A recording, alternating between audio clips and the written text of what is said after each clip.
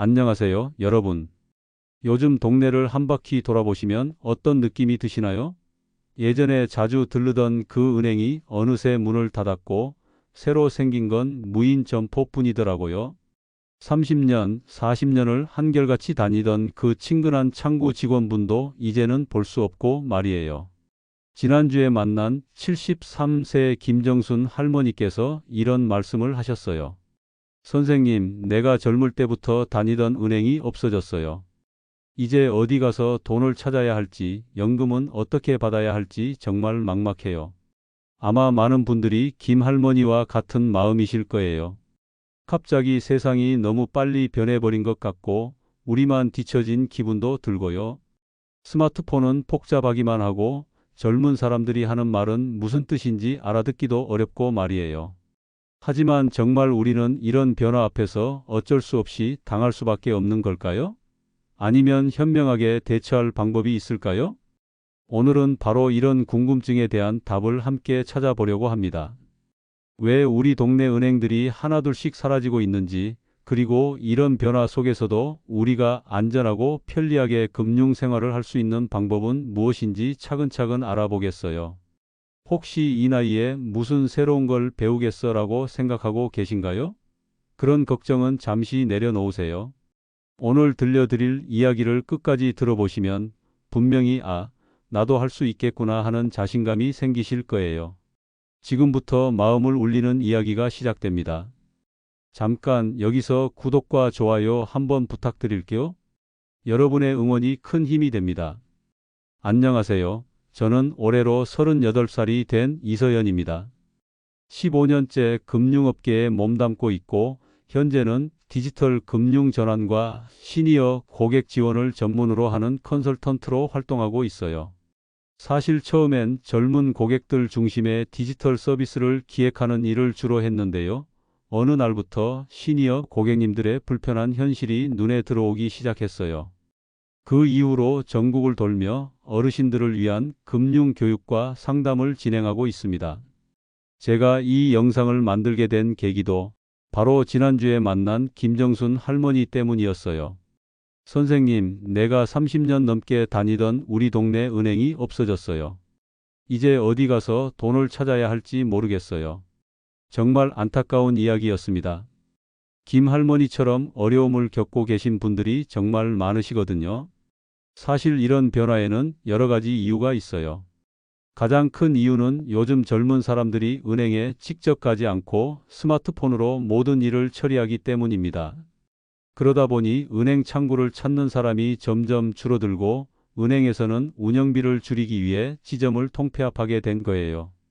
경상북도 안동의 한 작은 마을에 사시는 박영호 할아버지 이야기를 들려드릴게요.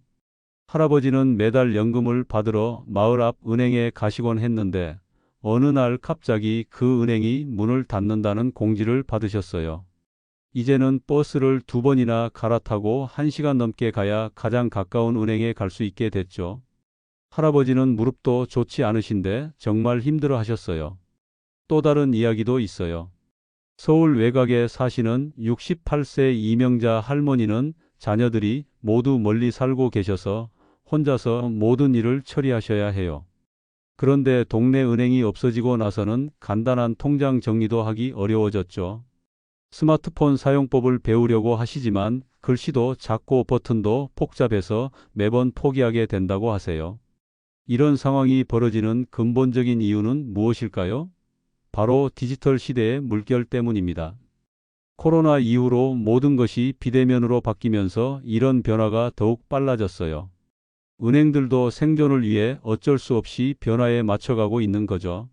하지만 여기서 중요한 건 이런 변화가 나쁘기만 한 것은 아니라는 점입니다. 제주도에 사시는 70세 강민수 할아버지는 처음엔 스마트폰 뱅킹을 무서워하셨지만 동네 복지관에서 천천히 배우신 후로는 오히려 더 편하다고 말씀하세요. 집에서 편안하게 통장 잔고도 확인하고 손자에게 용돈도 보낼 수 있어서 좋다고 하시더라고요. 물론 모든 분들이 강 할아버지처럼 쉽게 적응하실 수 있는 건 아닙니다. 특히 시력이 좋지 않으시거나 손가락 움직임이 불편하신 분들에게는 스마트폰 사용이 정말 어려운 일이죠. 그래서 정부와 금융기관들도 이런 문제를 해결하기 위해 여러 가지 대책을 마련하고 있어요. 전라남도 순천에 사시는 이순영 할머니 경우를 보면 처음에는 은행 앱 설치조차 어려워하셨어요. 하지만 은행에서 시니어 전용 창구를 만들고 직원이 1대1로 천천히 알려드리니까 점점 익숙해지셨죠. 지금은 기본적인 계좌 조회와 이체 정도는 혼자서도 하실 수 있게 되었어요. 여기서 우리가 놓치지 말아야 할 중요한 점이 있어요. 바로 보안 문제입니다. 요즘 사기꾼들이 어르신들을 노리고 있거든요. 가짜 은행 직원이라고 하면서 전화를 걸어 개인 정보를 물어보거나 이상한 앱을 설치하라고 하는 경우가 많아요. 부산에 사시는 최정화 할머니도 이런 전화를 받고 거의 당할 뻔하셨다고 하더라고요. 그렇다면 우리는 이런 변화의 물결 앞에서 어떻게 대처해야 할까요? 무작정 두려워하거나 포기할 필요는 없어요. 세상이 바뀌는 건 막을 수 없지만 우리도 조금씩 변화에 맞춰갈 수 있거든요. 그런데 말이에요. 다행히도 정부와 금융기관들이 이런 어르신들의 어려움을 모르고 있지는 않아요. 요즘 들어 어르신들을 위한 여러 가지 새로운 제도와 서비스들이 하나둘씩 생겨나고 있거든요. 먼저 가장 반가운 소식부터 말씀드릴게요. 올해 하반기부터 동네 우체국에서도 은행 업무를 볼 수 있게 된다는 거예요. 이게 무슨 뜻이냐 하면 굳이 멀리 있는 은행까지 가지 않아도 집 앞 우체국에서 돈을 넣고 빼고 계좌 개설도 하고 심지어 대출 상담까지 받을 수 있게 된다는 말입니다. 강원도 양구에 사시는 74세 한복순 할머니가 이런 말씀을 하셨어요. 우체국은 걸어서 5분이면 가는데 은행은 버스 타고 30분을 가야 해요. 이제 우체국에서 은행 일을 볼 수 있다니 얼마나 좋은지 몰라요. 정말 실질적인 도움이 되는 변화죠. 또 다른 좋은 소식도 있어요. 신용협동조합이나 새마을금고, 농협 같은 동네 금융기관들도 서로 손을 잡고 서비스를 나눠서 제공하기로 했어요. 예를 들어서 농협 고객이셔도 새마을금고에서 기본적인 업무를 처리할 수 있게 되는 거죠.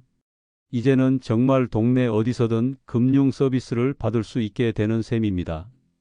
경기도 가평에 사시는 69세 김태준 할아버지는 이런 변화 덕분에 큰 도움을 받으셨어요. 원래는 농협만 이용하셨는데 농협이 너무 멀어서 불편하셨거든요. 그런데 이제는 집 근처 신협에서도 농협 통장으로 돈을 넣고 뺄 수 있게 되니까 훨씬 편해지셨다고 하더라고요. 그리고 또 하나 중요한 변화가 있어요.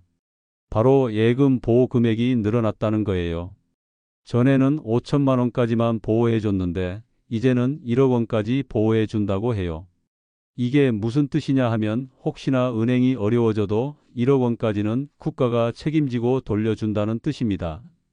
전라북도 정읍에 사시는 이영숙 할머니는 이 소식을 듣고 정말 안심이 된다고 하셨어요. 텔레비전에서 은행이 망했다는 소식을 들을 때마다 내 돈은 괜찮을까 걱정했는데 이제는 마음이 놓여요라고 말씀하시더라고요. 정말 많은 어르신들이 이런 걱정을 하고 계셨거든요. 은행들도 어르신들을 위한 특별한 서비스를 늘리고 있어요. 시니어 전용 창구를 만들어서 직원이 더 천천히, 더 자세히 설명해 드리고 있어요. 또 글씨를 크게 해서 보기 쉽게 만든 통장이나 카드도 나오고 있고요. 충청남도 서산의 한 은행에서는 매주 화요일마다 어르신들을 위한 스마트폰 뱅킹 교실을 열고 있어요. 70세 박동식 할아버지도 여기서 배우셨는데 처음에는 내가 이 나이에 무슨 스마트폰이냐고 하셨다가 지금은 손자들과 톡도 하고 뱅킹도 하신다고 자랑하시더라고요. 특히 요즘 나오는 시니어용 뱅킹 앱은 정말 신경을 많이 썼어요. 글씨도 크고 버튼도 크고 복잡한 기능은 다 빼고 꼭 필요한 것만 남겨뒀거든요. 잔액 확인하기, 돈 보내기, 이체 내역 보기 정도만 있어서 훨씬 쉬워졌어요. 대구에 사시는 67세 최명희 할머니는 이런 앱을 사용하신 후 이렇게 말씀하셨어요.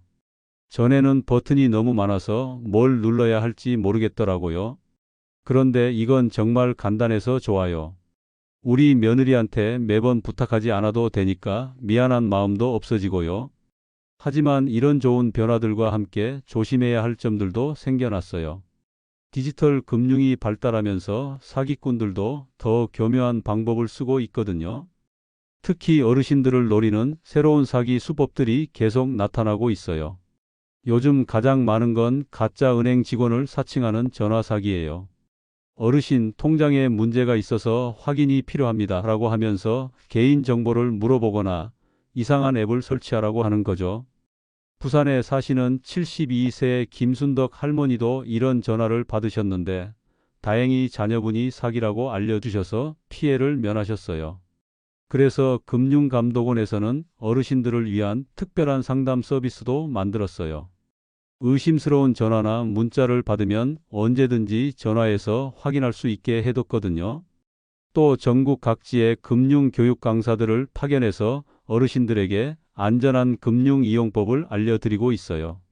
인천에 사시는 68세 정경숙 할머니는 이런 교육을 받은 후 이제는 이상한 전화가 와도 무서워하지 않아요.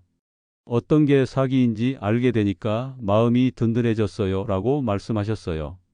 그런데 이런 좋은 제도들이 생겨도 결국은 어르신들 스스로 조금씩 변화에 적응해 나가는 것도 중요해요. 처음에는 어렵게 느껴지겠지만 천천히 한 걸음씩 나아가다 보면 분명히 해낼 수 있거든요. 실제로 많은 어르신들이 이미 이런 도전을 시작하고 계세요. 충청북도 청주에 사시는 71세 유명자 할머니 이야기를 들려드릴게요. 할머니는 처음에 스마트폰을 받고도 한 달 동안 서랍에 넣어두고 계셨어요. 이런 복잡한 건 내가 어떻게 쓰겠어라고 생각하셨거든요. 그런데 코로나 때문에 은행에 가기가 어려워지자 어쩔 수 없이 스마트폰을 꺼내셨어요. 처음엔 전화 받는 것도 헷갈리셨는데 동네 복지관에서 하는 스마트폰 교실에 나가기 시작하신 거예요. 매주 목요일마다 2시간씩 석 달을 다니셨죠. 처음 한 달은 정말 답답했어요. 손가락도 안마를 듣고 글씨는 너무 작고. 그런데 선생님이 워낙 친절하게 알려주시니까 조금씩 늘더라고요. 유 할머니의 말씀이에요. 지금은 통장 잔고 확인하고 자녀들에게 돈도 보내고 공과금 내는 것까지 혼자서 다 하신답니다. 경상남도 진주에 사시는 69세 배철수 할아버지도 비슷한 경험을 하셨어요. 할아버지는 원래 현금만 쓰시던 분이셔서 카드조차 만들기 싫어하셨거든요. 그런데 손자가 군대에 가면서 용돈을 보내드리려고 하는데 현금을 직접 가져다 드릴 수가 없잖아요. 그래서 어쩔 수 없이 인터넷 뱅킹을 배우기 시작하셨는데 생각보다 편하다는 걸 아시게 된 거예요. 집에서 편안하게 앉아서 돈도 보내고 받고 얼마나 좋은지 몰라요. 진작 배울 걸 그랬어요 라고 말씀하시더라고요. 하지만 모든 분들이 이렇게 쉽게 적응하시는 건 아니에요. 특히 시력이 좋지 않으시거나 손떨림이 있으신 분들에게는 정말 어려운 일이죠. 그래서 요즘에는 음성으로 안내해주는 서비스도 나오고 있어요. 전라남도 목포에 사시는 73세 홍순희 할머니는 당뇨 합병증으로 시력이 많이 약하셔서 스마트폰 화면을 보기 어려우세요. 그런데 음성 안내 서비스를 이용하니까 훨씬 편해지셨다고 해요. 글씨를 보려고 애쓰지 않아도 기계가 다 읽어주니까 편해요 라고 하시더라고요. 물론 이런 새로운 기술들을 배우는 과정에서 실수도 있을 수 있어요. 대전에 사시는 68세 이기홍 할아버지는 처음 돈을 이체하실 때 계좌번호를 잘못 입력해서 엉뚱한 사람에게 돈을 보낸 적이 있으셨어요. 다행히 그분이 양심적인 분이셔서 돈을 다시 돌려주셨지만 정말 식은땀이 났다고 하시더라고요. 그래서 처음 배울 때는 작은 금액부터 시작하는 게 좋아요. 1,000원, 2,000원 정도 소액으로 가족들과 주고받기를 연습해 보시고 익숙해지면 점점 큰 금액을 다루는 거죠. 제주도에 사시는 70세 강영순 할머니도 이런 방법으로 차근차근 배우셨어요. 처음에는 손자에게 1,000원씩 보내기부터 시작하셨는데 지금은 보험료 납부까지 혼자서 다 하고 계세요. 처음엔 무서웠는데 조금씩 하다 보니까 별거 아니더라고요 라고 하시네요. 그런데 여기서 꼭 기억해야 할 중요한 점이 있어요. 바로 보안을 철저히 지켜야 한다는 거예요. 아무리 편리해도 비밀번호를 다른 사람에게 알려주거나 이상한 메시지를 받고 링크를 누르면 절대 안 돼요. 경기도 수원에 사시는 66세 김영희 할머니가 이런 경험을 하셨어요. 어느 날 은행에서 왔다는 문자를 받고 링크를 눌렀는데 그게 가짜였던 거예요. 다행히 금액이 크지 않아서 피해는 적었지만 정말 충격이 크셨다고 하더라고요. 그래서 요즘에는 의심스러운 메시지나 전화가 오면 절대 혼자 판단하지 마시고 먼저 가족이나 은행에 직접 전화해서 확인하라고 안내하고 있어요.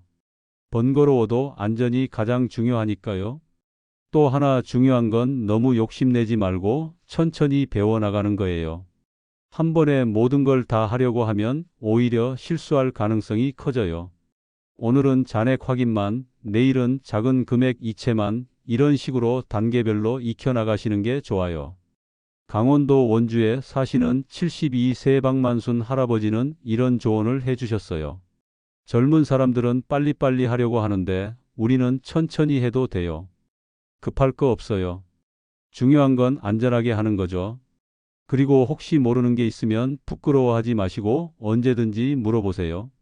은행 직원들도 요즘에는 어르신들에게 친절하게 설명해 드리려고 노력하고 있고 동네 복지관이나 주민센터에서도 이런 교육을 많이 하고 있거든요.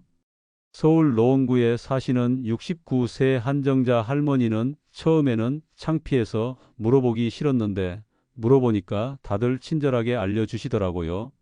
모르는 게 당연한 거였어요 라고 말씀하셨어요. 변화는 분명히 어려운 일이에요. 하지만 포기하지 마시고 조금씩 도전해 보세요. 여러분도 충분히 해낼 수 있어요.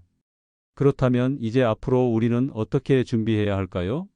세상이 바뀌는 속도는 점점 빨라지고 있지만 그렇다고 해서 절망할 필요는 없어요. 오히려 이런 변화를 현명하게 받아들이고 준비한다면 더 편리하고 안전한 노후 생활을 만들어갈 수 있거든요. 먼저 가장 중요한 건 마음가짐이에요.